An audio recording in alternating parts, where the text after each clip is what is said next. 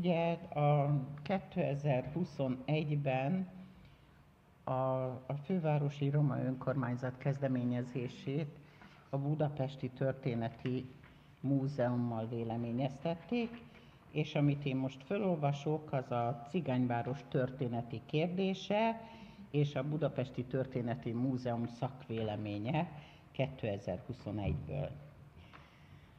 Tisztelt Főpolgármester helyettes úr!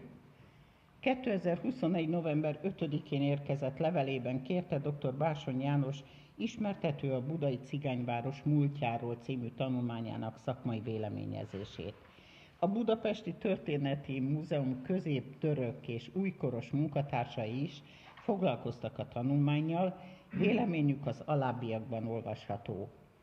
Jelen ismereteink szerint az írott források nem ismernek a középkori 1526-ig tartó időszakban Budán vagy az azt követő körülvevő külvárosokban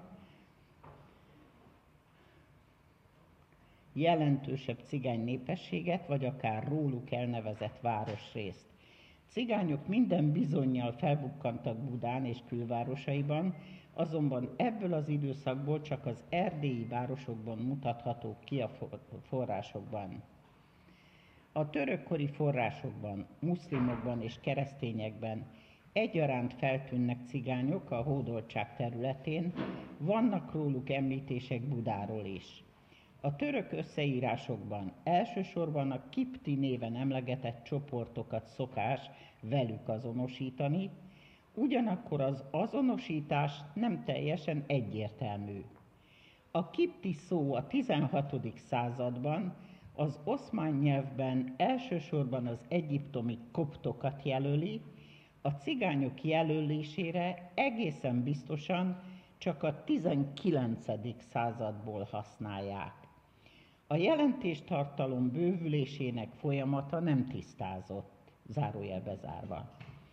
A budai kiptik részben ortodox keresztények, részben pedig muszlimok voltak, így biztosan nem vallási csoportot alkotnak. Az összeírásokban többnyire csoportnak, dzsemaát nevezik őket, amely kifejezés jellemzően a nem egy tömbben élő lakosságnál használatos. A kipti mahalle városrész kerület kifejezés nagyon ritkán bukkan fel, például 1547-ben, amikor a Duna partján volt valahol, helye nem meghatározható, a cigányok városa kifejezés egyetlen forrásban bukkan fel, egy ostromnaplóban, amely szerint ez a település rész a víziváros északi előterében volt. A cigányváros alak tulajdonnévként egyáltalán nem ismert. Az itt lévő városnegyed azonban számos más forrásból is jól ismert neve, egységesen a Lőpormalom városnegyede. Komoly muszlim lakossággal és kulturális intézményekkel rendelkezett, forrásaink nem emlékeznek meg cigány lakosságáról. Ez persze nem zárja ki, hogy laktak ott cigányok is, de nem ők határozták meg ennek a résznek az arculatát. A lőpormalom jelenlétéből a cigányok itteni megtelepedésére következtetni több, mint aggályos, zárójelbe zárva. A városrész a 17. század elején elpusztult, és csak csekély mértékben települt újra. Mindezek alapján úgy látom, hogy a török korban Buda területén fennálló, önálló területű cigányvárosról nem beszélhetünk, noha cigányok minden bizonnyal laktak az Oszmán Birodalom legészakabbi tartományi központjában. Zigeunerstadt kifejezéssel, vagy más cigányváros értelmű topográfiai megnevezéssel a Budára vonatkozó 18.-19. századi forrásokban nem lehet találkozni. A korabeli dokumentumokban az országút településrész következetesen Landstrasse, nem Strasse? akkor el van írva. Via Regia, újlak pedig Neustadt, Neustift, Nova Civitas néven szerepel. A beadványhoz csatolt dr. Bársony János által írt történeti áttekintés félreérti a Magyar Várostörténeti Atlasz második Buda kötetében 1686-1848 írottakat.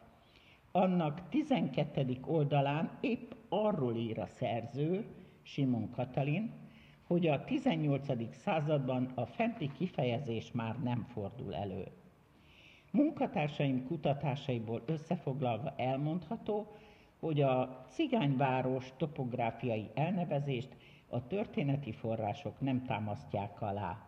Üdvözlettel Népesi Noémi főigazgató, Budapesti Történeti Múzeum. Az előzményekről csak annyit, hogy írtam egy tanulmányt, ami arról szólt, hogy megneveztem a budai cigányvárosnak nevezett és a szakirodalomban 100 éve körülbelül használt cigányváros kifejezésnek a létével kapcsolatban, hogy az hol terülhetett el. Ezt nyomoztam ki. Én tudnék nem állítottam, hogy volt ilyen előtte, vagy nem, mert hogy ez a tudományban köztudomású volt.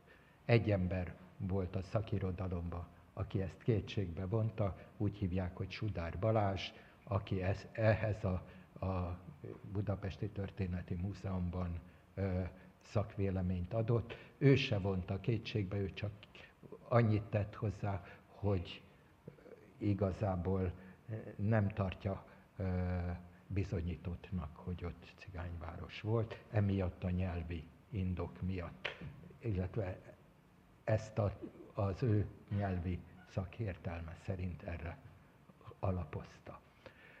A dolog lényege az, hogy természetesen fel tudom sorolni a magyar turkológiai szakirodalom, hogy ki mindenki tartotta annak, mármint hogy cigányvárosnak, és írt erről, mint cigányvárosról a Kiptima halát, és a Kiptima haláról.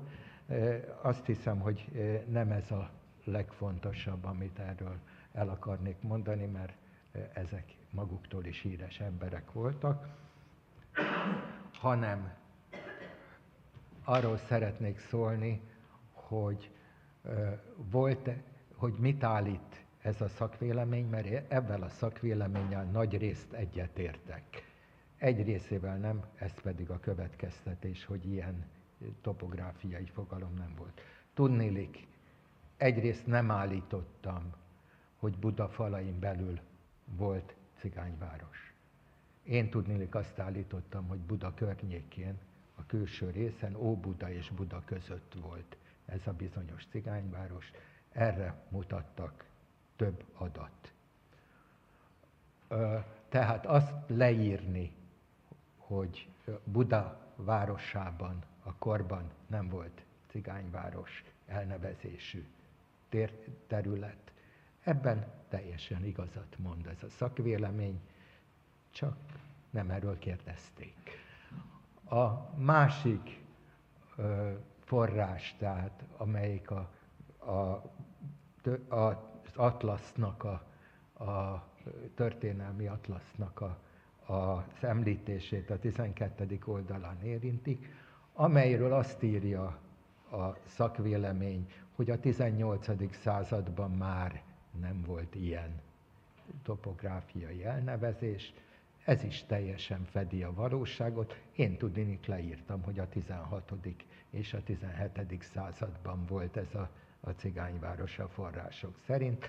A 18. században, amikor kialakult Újlak ezen a területen, mint városrész, akkor feljebb költöztek az országút városrészbe egyesek, másrészt a környező településekre költöztek át, mivel Budaváros 1695-ben kitiltotta a lakói közül a romákat, tehát ez a belső településre vonatkozott, tehát onnan el kellett menni, ugyanakkor 1695-ben hirtelen megnőtt a Pest környékén lakó romáknak a lakosság száma, és erről megint csak vannak rendesen adataink, hogy 1695-ben megjelentek.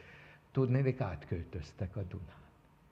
Nem volt nagy távolság, ott nem volt ilyen tilalom a külső területeken, a Pest városát környező területen, tehát azt hiszem az Újpest benépesüléséről író és előadó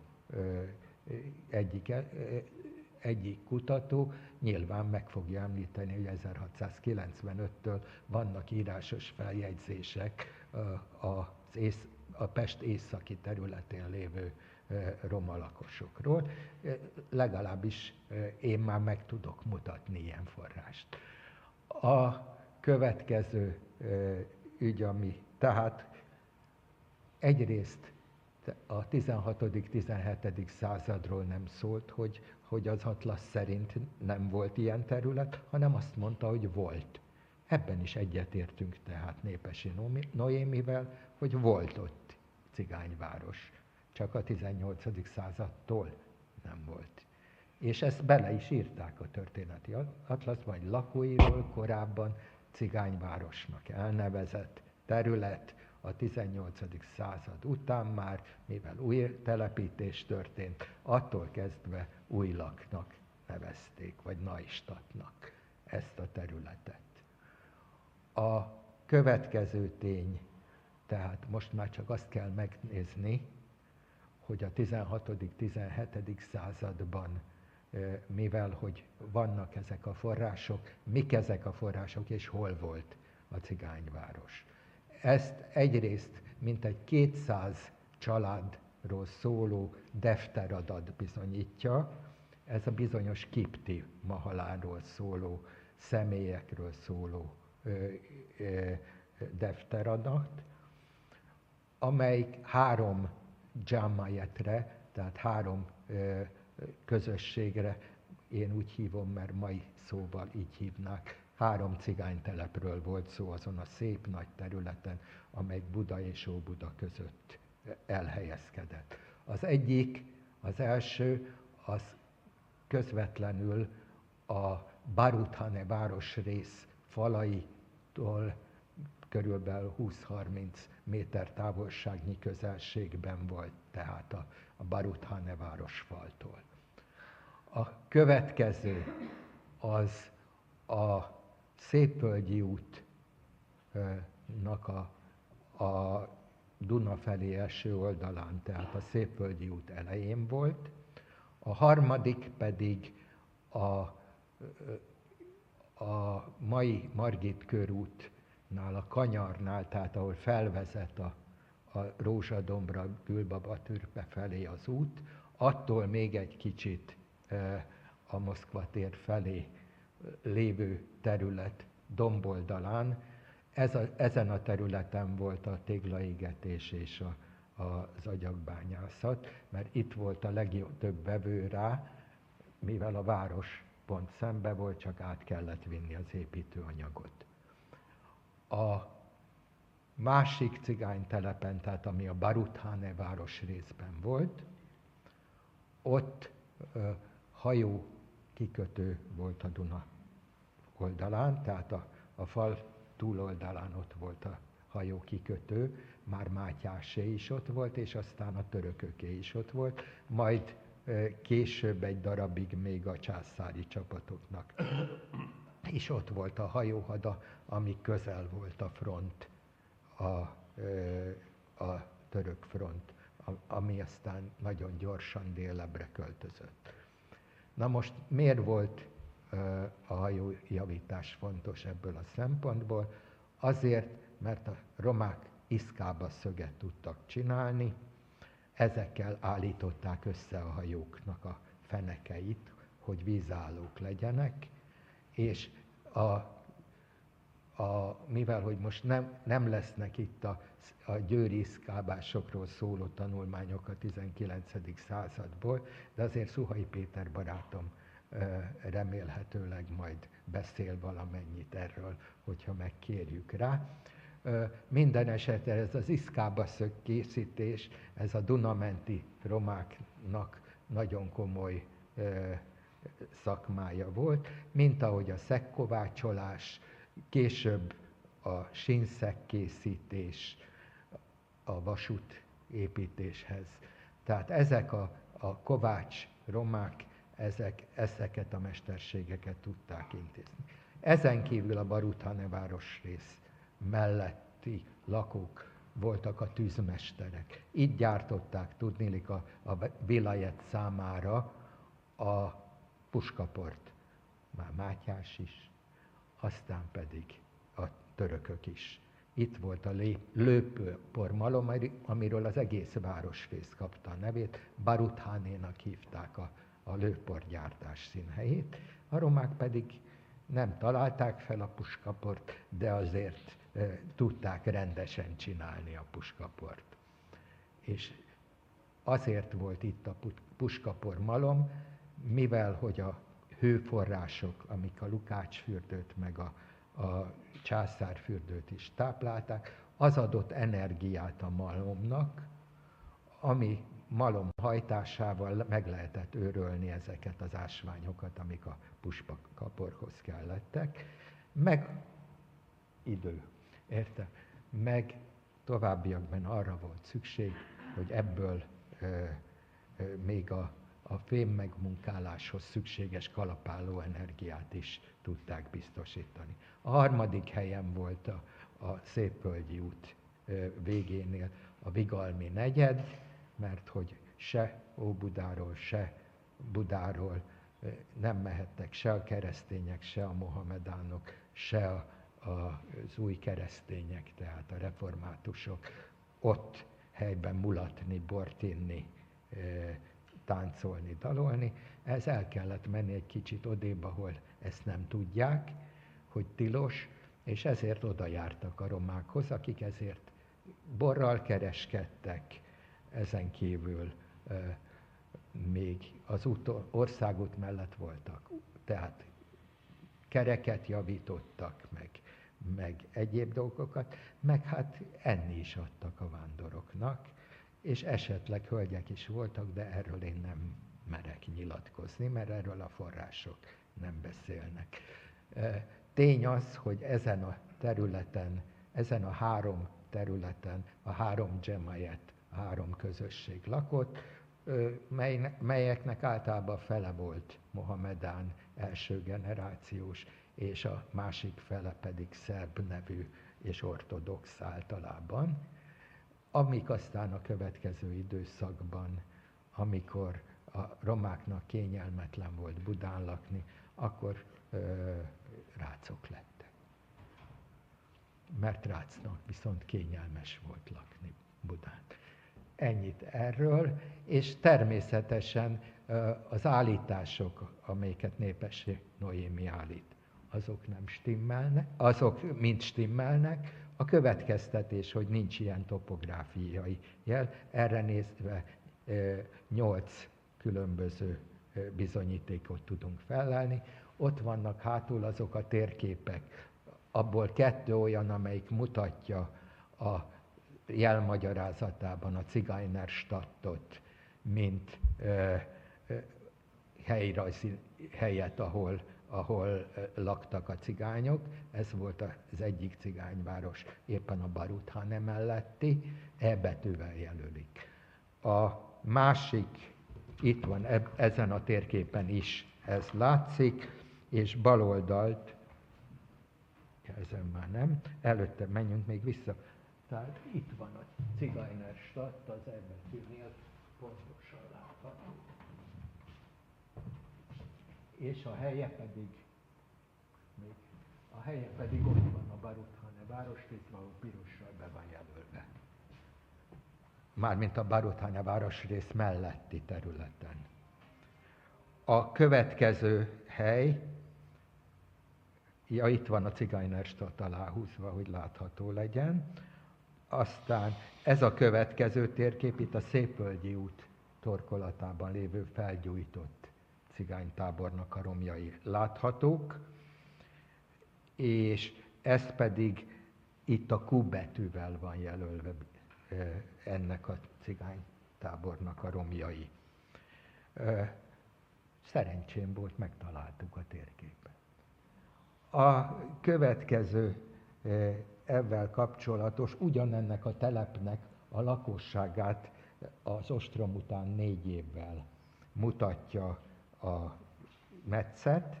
Itt láthatók a földbe vájt kunyhók, amelyek a romáknak a lakói. Ott laknak a romák. Természetesen ezt onnan tudjuk, mert Óbudának a lakosságát, tehát amelyik ide is nyúlt egy kicsit még ki, azokat a Zicsi nevű földesúr az Érsekújvárra kitelepítette az 1698-as ostrom után, és 1598-as ostrom után elnézést, és 1606 után telepítette csak vissza. Ez a kép pedig 1606-ban készült, amikor csak ők laktak ezen az egész területen, és ez látható, hogy lakott földbe vájt lukak vannak. Azon kívül van ezek a képi bizonyítékok. Azon kívül van egy ostromnapló, az 1696-os ostromlal, ahol latin nyelven láthatjuk Závodszky György ostromnaplójában a Ciganorum Civitas-nak a felgyújtásáról szóló hírt. Ez is a Szépvölgyi úti telepről szól, hogy azt gyújtották fel, és mondjuk ezt cigányvárosnak fordítják a latinosok, tehát azt mondani, hogy cigányváros nevű ilyen terület nem létezett, miközben benne van a szakvéleményben ez a forrás, hogy egy ostromnaplóban címen említette a népesség Noémi is, tehát, hogy ilyet nem említettek, az is furcsa abban a szakvéleményben. Ezen kívül vannak még egyéb említések is, tehát a török kivonulása után egy évvel egy olasz utazó is leírta, hogy a cigányvárosban ott lakók takarításra volt, ott lakóknak a város takarítására lettek kirendelve a rácokkal együtt. És még van, igen, de erről most már nem beszélünk, mert hogy van 200 török forrás, amiről viszont Kucsukov professzor fog előadást tartani, hogy az mennyiben kipti, mahala, és mi van ebben a kipti fogalommal. Köszönöm szépen!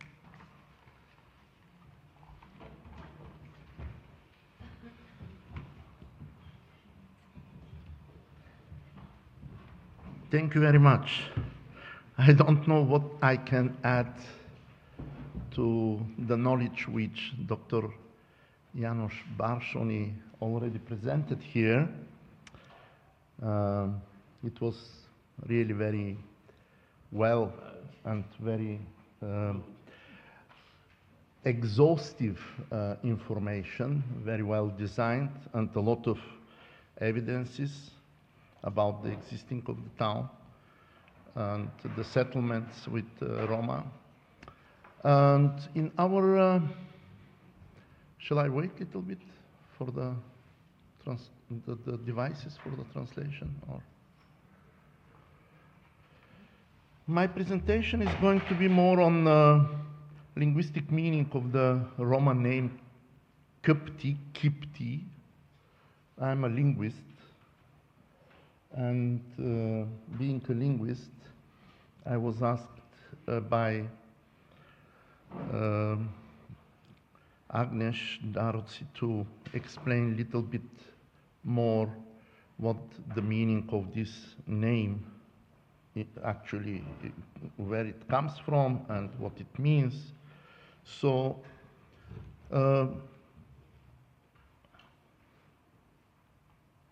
Doesn't work? Okay. There are a lot of names given to Roma from outside world.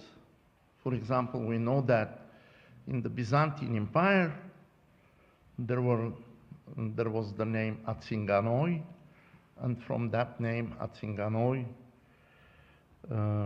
today we have in many languages the name Cigány, Zigeuner, Zingari, Zigeinere. So, however, there was also another name which is not so well known, and it is Giftoi. And even today, in Greek language, there is the name Giftos. And in some other languages, there is this other varieties of this name. And the etymological meaning of the word giftoi, it's someone who is coming from Egypt, Egyptian. However, in Ottoman Empire, historically looking to this development of this group of Roma, they were named with the name Çingene because the Turks were mistaken and they were thinking that these strange people came from China, and this is why they are called Çingene. So this was the very spread name, although that we don't look like Chinese, but nevertheless. And there was another name, Kipti, and I will focus on this second name a little bit more. So in the Ottoman registers until 1450s, in the Ottoman Empire, the name Çingene is used. However, with Beyazid II, the Sultan, when he became a Sultan of the Ottoman Empire, in 1481, he introduced a law in which law is written that the name Kipti will be used instead of the name Çingene. And since 1481, in most of the registers, including the army registers, tax registers, all the Roma are written with the name Kipti. However, this was not only, I mean, in this period, Ottoman Empire was very big territory and included almost all Balkan countries. And in all these Balkan countries, there were, Roma. And the names Agupti or Gyupti was introduced in Bulgaria, adapted from Kipti. In nowadays North Macedonia, the name Gyuptin was used. In Albanian language was Magyup, and in Greek, even today, it's used the name Giftos. So this is how the name changed. And now, coming back to this 1481 law created by Beyazid, we can speculate and we can a little bit think why he did create such a law. And our understanding is this, that somehow he wanted to correct this misunderstanding that the Roma are coming from China and the name Çingene, or maybe he wanted to give a new position of this strange group of people in his territory and to have a new status. And so Roma themselves also to avoid discrimination. These are actually names given from outside, but Roma themselves, to avoid discrimination in the societies, started to create names or to adapt names. For example, until end of the 19th century and beginning of the 20th century, in Germany was not nowadays Germany, but there were these all kingdoms. So the Roma living there adapted the name Zinte. At the beginning this was Zinte, and later it became Sinti, nowadays Sinti.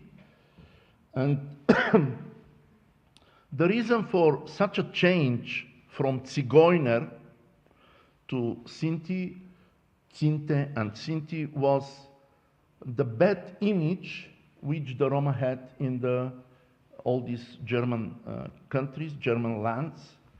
And in that period, the Roma were associated, the Zigeuner groups were associated with the vagabonds, with the beggars, with the low-level criminals, and everything negative. And in order somehow to change this status, very low status in the society, the Roma decided to accept this other name, Zinte, which was actually a secret name among the low-level Germans, which were called the gypsies. It was some kind of slang in that period. So because it was not so well known, the Roma took this name and they thought that this will give them a new image in the society.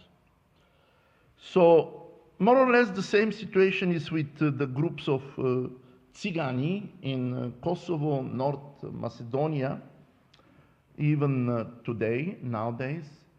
There is a group of Egyptians, they call themselves Egyptians, and even they approached the Egyptian embassy in Serbia after the democratic changes after 1990s to get official recognition that they are with Egyptian ethnic background. And of course the Egyptian embassy didn't give that to the Roma, I mean to this group of people who call themselves Egyptians. And today there are groups of Roma who are called cigány, Roma. There are group of cigány who are called Egyptians. And there is another third group which is called Ashkali. Ashkali and Egyptians are names which became very popular after the democratic changes because the people didn't want to be called cigány anymore. And the cigány, of course, in most of the countries has negative connotation. Maybe only in Russia, cigány is something not so negative because of the poems of Pushkin about cigány and the theater in Moscow, Roman theater in Moscow, and all these positive images in the Russian literature. However, what the Roma are trying to do nowadays is to get new identities. So among the Muslim Roma in Bulgaria, who are Turkish-speaking, they call themselves Turks. And they are nowadays in Germany. They speak perfect Turkish. They identify with the Turkish community from Turkey in order to find jobs and in order to find, to be integrated in the German society. And they are accepted as Turks. And they know that in German society, if you say that I'm Bulgarian gypsy. I'm Bulgarian Cigoiner. Actually, Cigoiner is a forbidden name in Germany. You can go to the prison for that word for 1 month, 2 months, maybe. There is a punishment about the use of the word Cigoiner. But no one wants to be called Roma, even Roma, when there are possibilities to be called Turks. So evangelic Christian Roma in many countries, including in Bulgaria, they call themselves evangelics, and they call themselves Israelis because they think that calling themselves Israelis gives them another higher status in the society. And I had personally conflicts with some of the evangelic Roma who were fighting with me about this, that in my lectures publicly with students, I say that the Roma came from India, and one Roma woman told me, stop lying. We didn't come from India. We are Israelis, and we don't have anything to do with India because we believe in Jesus Christ, and we are Christians, and this is why we are Israelis. So the Roma from Kosovo, they call themselves Egyptians, again because it's more prestigious to be Egyptian in Kosovo and in some other European countries instead of to be Cigoiner, Cigan or Gypsy. So all these names are somehow trying to escape from the negative image of the Roma in the societies, negative status which the Roma usually have, and to have new place in the society. So what is the meaning of the name Kipti and Kipti in some dialects? Definitely that doesn't mean someone who came from Egypt. So the peoples who call themselves Egyptians, like in Kosovo or in Macedonia, definitely they didn't come from Egypt. And the second very important thing, that doesn't mean that these people are Copts. Copts are the Christian minority group in Egypt. Actually, these are the Roma who came to the Byzantine Empire and some 900 years, approximately 900 years ago. And after these territories of Byzantine Empire were occupied by the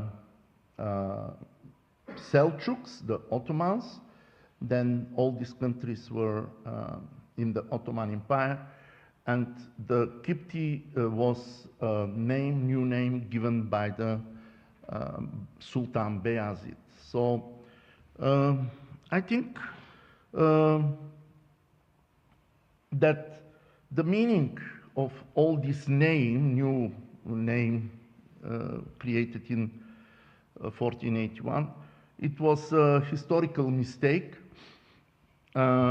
because it was a name for a gypsy group, but nowadays actually it gives a new identity to the Roma, and it is well accepted among some of the Roma groups being Egyptian or having some relation with Egypt. This is more or less my presentation about, and if you have any questions, I will be happy to answer.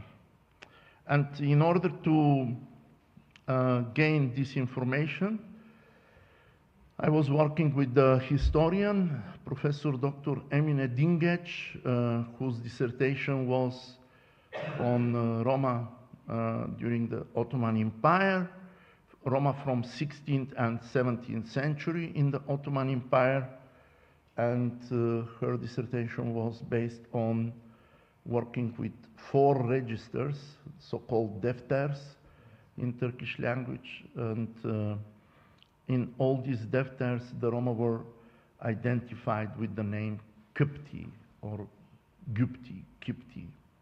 So Thank you very much. If you have any questions, I will be happy to answer.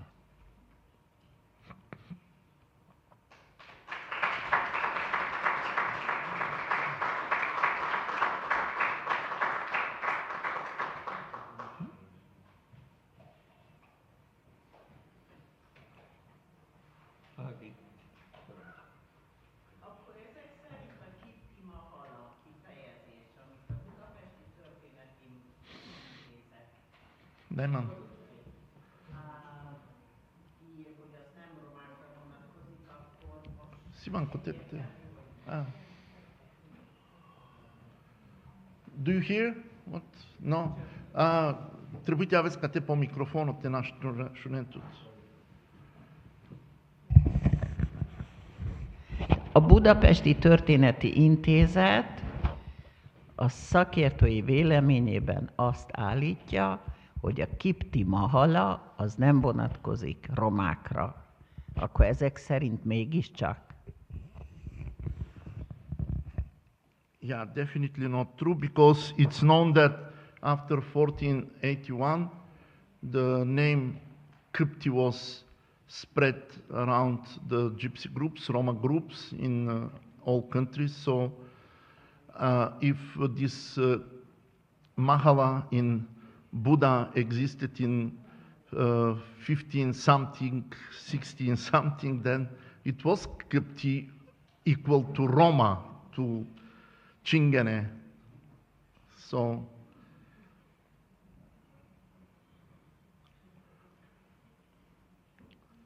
they were wrong. They should read more the Turkish archives before making statements. Any other questions? Yes. Mm-hmm.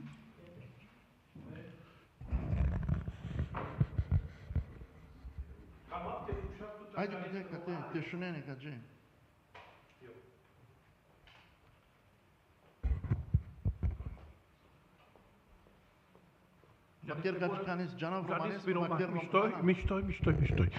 Na, azt szeretném öntől megkérdezni, hogy mi a véleménye arról, hogy India több éve, vagy több 10 éve most már, hogy elfogadja a cigányságot, de mégse akarja kimondani, és kutatások voltak, génvizsgálatok Amerikában, hogy igazából onnan származunk. Mi a véleménye erről? Mikor várható az, hogy India bejelenti, hogy az európai cigányság oda tartozik? Mi a véleménye?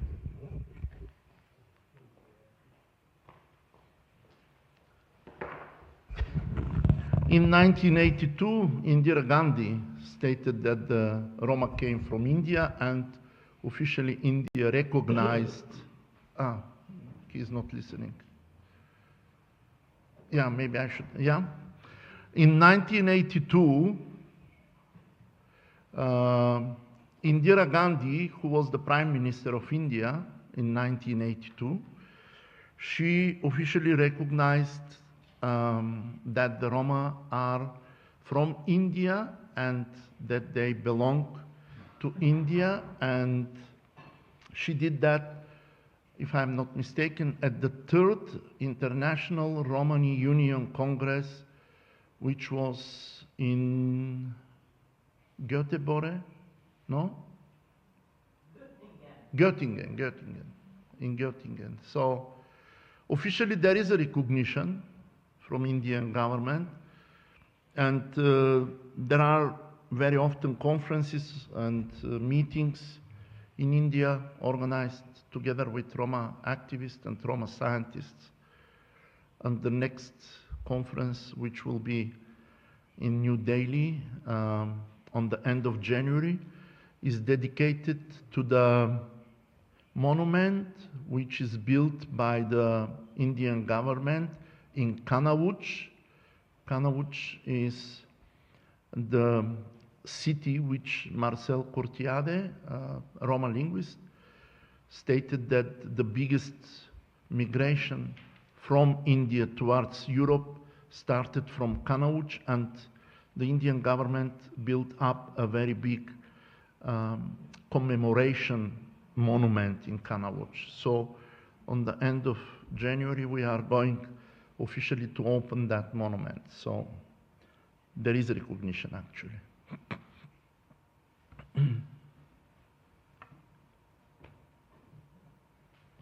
Question? Még van kérdés?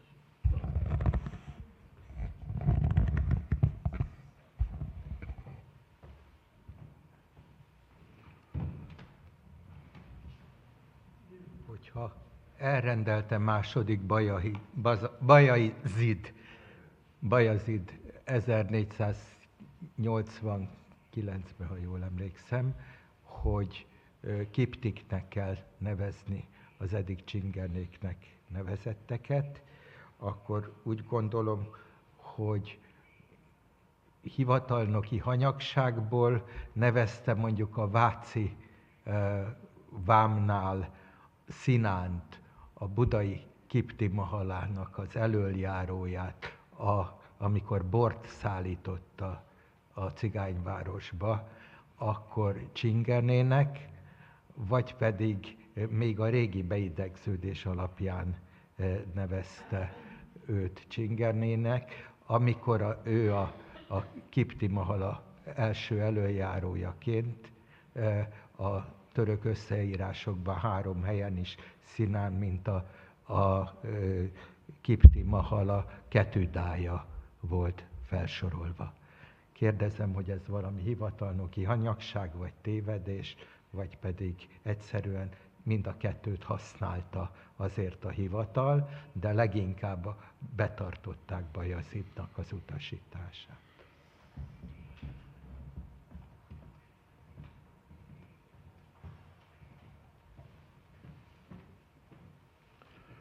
Well, I'm not sure that I understood very well the question, but if in one and the same name was written in 3 registers, like Chingene or Kipti, it could be some kind of mistake, but at the same time, it could be coincidence that there are 3 persons with the same name. That also could be. Or it could be also that that person moved, which is also more possible because of the nomadic life which the Roma had. I don't know if I answered the question. No? I didn't understand the question. Someone else to put shell. Va. Okay.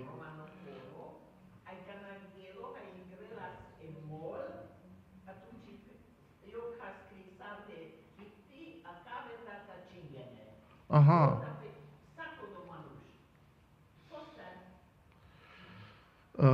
Yeah, Shaito Velkai Nijangle. Okay, maybe this was they didn't know that there is this new rule from Beyazid to write the name, to use the name only Kipti. No idea. Okay. Any other questions? Thank you very much. Thank you. Presentation of me, Elena Marushiakova, and Veselin Popov, and is entitled Kipti on the Balkans in Times of Ottoman Empire. The Ottoman Empire lasted from 1299 to 1922 and was one of the largest states ever in world history. At the time of its power, it encompassed vast territories and spread over 3 continents. After it entered Balkans in 1362, the empire was divided into 2 main administrative units called Beylerbeylik, or in anglicized form Beylerbeydams. These 2 parts were Anatolia, which includes the Asian part of the empire, and Rumelia, which consists of the European part, with the capital city of Edirne, and from 1530, the city of Sofia. In 1590, the Beylerbeyliks were transformed into eyalets. Rumelia kept its borders until the administrative reform in 1836, when new administrative borders were drawn, and after 1867, the entire territorial administrative system of the empire changed. In the Beylerbeylek and subsequently in Eyalet Rumelia, territories of modern Albania, Bulgaria, Macedonia, Serbia, Greece, the European part of Turkey, without the capital Istanbul, Montenegro, Bosnia and Herzegovina, and southern Croatia, Dalmatia, were included. It means practically almost the entire Balkans and plus territories from southern Ukraine. Other eyalets existed outside these borders for shorter periods. The rest of Turkey's European possessions have the status of vassal states. The Crimean Khanate, the Principalities of Wallachia, Moldavia, Transylvania, and the Kingdom of Hungary. Therefore, when we talk about Roma in the Balkans, we primarily refer to those who live in Rumelia. Throughout the existence of the Ottoman Empire, the names Köpte, in Ottoman Turkish, less often Çingene, and sometimes also other names such as Cingan, Cingun, Chopar, etc. were used in official administrative documents. The first documented mention of Roma in Rumelia in the administrative and tax records of the Ottoman Empire dates back to 1430. This is found in the Timar tax register of the Nikopol Sanjak, which lists 431 Roma households, constituting about 3.5% of all registered families. These households were primarily engaged in agriculture, indicating a settled lifestyle. As significant historical sources that sheds light on the mass presence of Roma in the Ottoman Empire and the social standing is the corpus of laws and regulations concerning the population in the Rumeli Beylerbeylek since 1475, and it is from the time of Mehmed II Fatih. This corpus reveals that all Roma, irrespective of their religious affiliation, were required to pay jizye or haraj. These are poll tax primarily collected from non-Muslim males. Certain groups of Roma were with a special status, such as those serving in the army, and they were exempt from this tax. There is also a special register for Roman Christians paying jizya, and these are in all probability settled in the Balkans even before Ottoman conquest.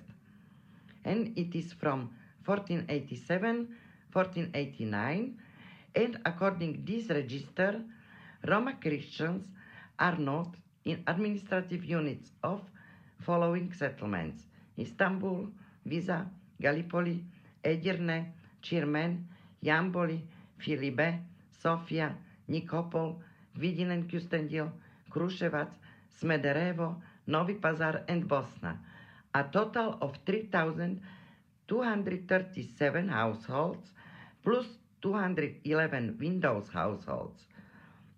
For explanation, only taxable men are the heads of the families who pay the family's taxes, and widows have the same status. Therefore, only these two categories are noted in the tax registers and not individual personalities.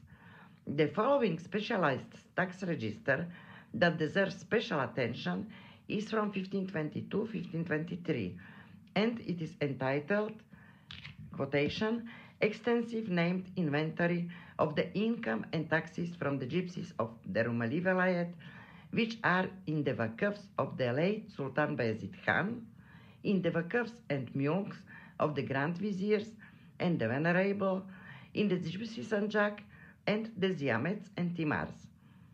In this register, explicitly dedicated to the Roma and containing 347 pages, the number of Roma households grouped in tax communities, called Jemaats, located in 9 juridical districts, as well as the religious composition of the Roma populations, the areas in which they live, their occupations are recorded, and along with their legal status. In this register, 10,294 Christians and 4,000 203 Muslim Roma households are not. They also include 471 widows' households. And separately from them, in the so-called Gypsy Sanjak, are another 2,694 Muslim households. According to the calculations of famous Macedonian historian Alexander Stoyanovsky, who assumes an average of 5 people per household, with some additional adjustment, this means about 66,000 Roma, of whom about 47,000 are Christians. Some of his other calculations are also interesting, according to which the distribution of this total 17,191 Roma households within the current states borders of the Balkans is as follows: Turkey 3,185, Greece 2,512, Albania only 374, former Yugoslavia 4,382, and Bulgaria 5,701. And location of 1,037 households is uncertain. With a view to a better understanding of the data from the tax registers, the particular quotation law on gypsies in the Rumeli Vilayet of Sultan Suleiman I the Magnificent from 1530 also deserves special attention. This law regulates the tax obligation of various, from an administrative legal point of view, categories of Roma living in Rumelia at that time, including confirming the particular situation and extended rights of tax self-government of those who were part of the so-called Gypsy Sanjak. Law of the governor of the Gypsy Sanjak, so is entitled this part of the document. Sanjak in this case is not a particular territorial administrative unit as usual, still a specific category of the Gypsy population engaged in severally auxiliary activities in the service of the army is envisaged here. The head of the Gypsy Sanjak, the so-called Gypsy Sanjak Bey, is in the city of Kirklise. This is Kirklareli in modern-day Turkey. This Sanjak included Roma households from Hairabulu, Viza, Keşan, Çorlu, Pınarhisar, Dimotica, Gümürcina, Fere, Eskizara, Yamboli, and other settlements, all in today's Thrace. In all those mentioned here, as well as in many other administrative documents, mostly tax registers, the predominant name for Roma is Câpti. For example, Canuname i Câptian i Vilayet i Rumeli. Translation, the law of the gypsies in Rumelia. You can hear it's Câpti here. And relatively least used is the term Cengene, but in some cases there is even the use of both terms for the same legal act. So the name of Gypsy Sanjak is Liva i Câptian, but also Cengene Sanjaki. It means Câpti and Cengene are synonymous. Connecting the name of the Roma with Egypt is not an unique phenomenon that occurs only in the Ottoman Empire. Already in the time of the Byzantine Empire, in many historical sources, in addition to the predominant name Atsigani, Gifti is also used. Gifti means Egyptians. The name Egyptians is also used when the ancestors of Roma entered Central and Western Europe, where they often self-presented them as refugees from Little Egypt. From this, it is clear that in the Ottoman Empire, an already established practice of using designations based on the name Egypt, in this case in its Ottoman Turkish variant, was enforced concerning the Roma. However, this does not give any grounds to suppose that it is possible that the designation Köpcsi in the Ottoman administrative tax documentation of the Balkans in Beylerbeylak, Eyalet Rumeli meant not Roma but Egyptians, whatever that means at that time, ethnic Arabs, Copts or something else. The name of Egypt used in Ottoman Empire was not Copt, was Masr. Actually, Masr is Arabic name which was incorporated into Ottoman Turkish. Egypt was annexed to the Ottoman Empire only in 1517 as a separate Eyalet-i Misr, but in practice it enjoyed extensive autonomy, including even military. As already said, relatively large number of Copts have been living in the Balkans since at least the 14th century, and probably even earlier because many of them are Christians. And there is no historical evidence of any population from Egypt at that time and later to have settled in the Balkans. Therefore, the possibility of referring to Copts, which is an ethno-religious Christian community living mainly in Egypt, instead of Copti, which is ancestor of Roma, is a purely speculative construction, unsupported by any historical evidence and should not be taken seriously. Thank you for your attention. Hogy pontosan ide tartozik-e, de Sri Lankán, tehát Ceylonba turista úton, akkor elhaladtunk a busszal, akkor idegenvezető mutatott egy települést, egy ilyen táborszerűséget, és mondta, hogy itt cigányok laknak. Na most mondta, hogy nagyon, nagyon jók így művészeti, meg ilyen dolgokban, szóval tehát a lakosság erről ismeri őket. De most maga viszont a tábor, hát én láttam ott falvakat, Sri Lankában vagy valami, nagyon ilyen kunyhószerű kis ilyen apró valamik voltak, mert a falvak ott általában olyan fából épített valami, és ezek rosszabbak voltak, olyan kis sátorszerű valami. Nagyon pozitívan szólt róluk, azt mondta, hogy a kriminalitásuk az alacsonyabb, mint az egyéb srí lankai lakosságnak. Most akkor, hogy kerültek oda, vagy mi, vagy egyáltalán erről valamit tudnának mondani, köszönöm.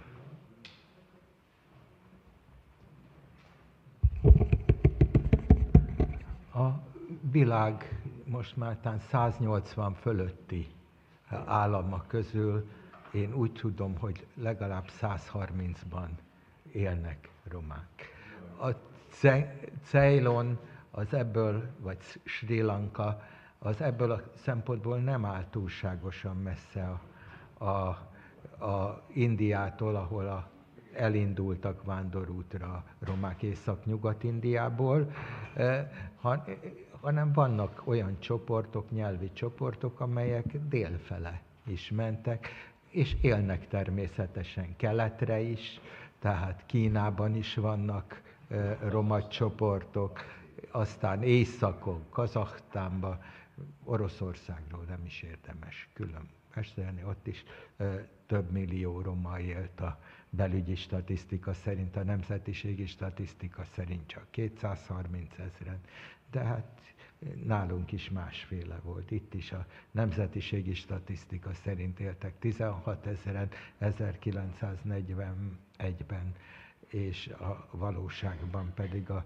szakemberek 200 000 körülire becsülték, illetve hogyha a szomszéd éppen bevonult, tehát magyarok által horthyféle csapatok által elfoglalt Észak-Erdélyt, vagy Dél-Szlovákiában, hogyha ezt is hozzászámoljuk, akkor valami 280-300 000 roma élt a magyar területeken. Tehát az, hogy Srí Lankán éltek roma csoportok, és mivel hogy tudjuk, hogy a roma csoportok azok nem egy meghatározott életmód és életforma csoportként vannak nyilvántartva, hanem sok-sokféle életforma csoport és nyelvi dialektusbéli eltérés is van. Így nem tudom magának megmondani éppen az a közösség milyen dialektusban, milyen nyelven kommunikált. Nem tudom azt sem megmondani, hogy tényleg romák-e, vagy pedig az indiai több száz nép közül melyikhez tartoznak. Tehát így keveset mondhatok. Az valószínű, hogy ha mutatványosok voltak, akkor a roma közösséghez lehet, hogy rokonság szálai fűzik, Dél-Indiában is, de ezt meg kell vizsgálni. Tehát annélkül, hogy nem vizsgálunk meg egy ilyen közösséget antropológiailag, nyelvészetileg, addig nem nagyon tudunk róla bátran nyilatkozni. Főleg a kriminalitás az nem egy olyan kérdés, amelyik egy közösséget jellemez, etnikai közösséget. Kriminalitás az személyhez kötött és társadalmi viszonyokhoz kötött. Tehát nem tudjuk, hogy a srí lankai társadalmi viszonyokban milyen jellegű a bűnözési mutató, mitől számítanak bűncselekménynek valamik, amik nem, melyiket üldözik, melyiket nem. Ez Magyarországon is kérdéses, mert vannak, akik úgy gondolják, hogy a legtöbbet bűnözni azt az átlagos lakosság szokott, csak azt kevésbé szokták üldözni, ez az adócsalás, vámbüntet és árdrágítás és stb. Ügyek szoktak lenni. Ennél sokkal kevesebb, amit a szegények követnek el, ez a lopás, rablás, egyebek, de abból is van elég, nem hiányoljuk, hogy kevés ez, csak azt mondom, hogy az kriminológiai kérdés, hogy melyiket és milyen intenzitással üldöznek, mit tekintenek bűncselekménynek, az is kultúrák és társadalmi viszonyok függvénye.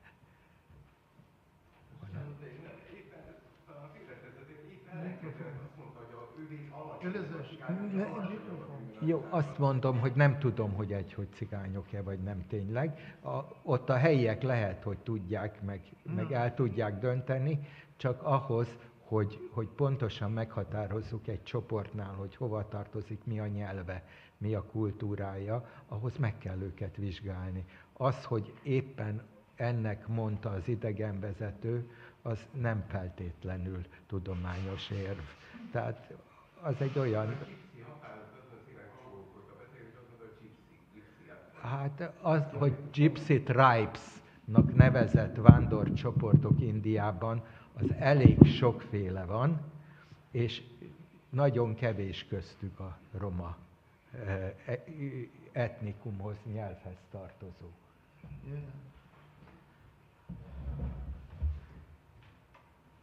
Tehát itt nem a nemzetiségi vagy nyelvi csoportként nevezik a Gypsy Tribes-ot, hanem vándorló csoportként.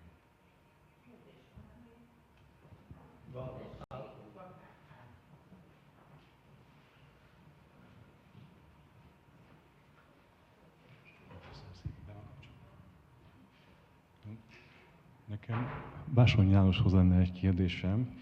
János, a szöveged említ egy 1599-es német nyelvű forrást, amely hivatkozik egy olyan cigányvárosra, amelyik nem az említett helyen található, tehát nem a lőpor malom helyén található, hanem a víziváros falától északra, tehát magyarul a Krisztina város keleti részén, ha jól értem. És erről mit tudunk, erről a cigányvárosról? Erről mondtam, hogy ez a bizonyos 3-as számú, nem a város falain belül lévő területről van szó, hanem ez a Margit körút kanyarulata után, ahol téglaégetéssel, téglavetéssel foglalkozó romák voltak. Egy időben legalábbis, amikor erről van feljegyzés. Köszönöm. A három dzsemájet közül ez a legdélebbre fekvő.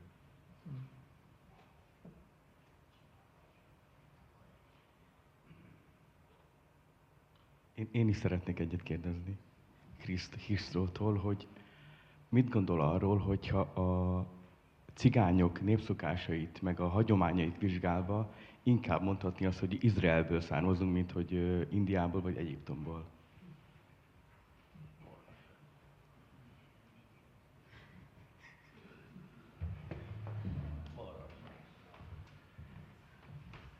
And why you didn't mention India? Maybe we are closer to India instead of Egypt or Israel. I think that the Roma around the world, after departing from India and living in different parts of the world, they adapted to that cultural, linguistic situation in the country where they live. But there are things which are absolutely common to all Roma groups. It doesn't matter what religion do they have, it doesn't matter what language do they speak, it doesn't matter where they live. So if you go to Turkey and you meet a Turkish Roma who doesn't speak any Romani, and if you go to Finland and you meet a Finnish Roma who doesn't speak any Romani, you will find a lot of cultural things which are the same among these two groups of Roma. And to the gentleman who was asking about the Roma groups in, which country was that? Thailand? So there are a lot of gypsy-like groups, but they are not necessarily Roma. Roma are those who arrived to Byzantine Empire. Only they speak Romani, and they adapted a lot of words from Greek language, mixed with Indian languages, from Armenian language, and from Turkish, Romanian, and some Slavic languages. The gypsy-like groups exist also in Japan, and in, of course, in India, there are a lot of gypsy-like groups, but this doesn't mean that they are Roma, because Roma do not exist in India nowadays even.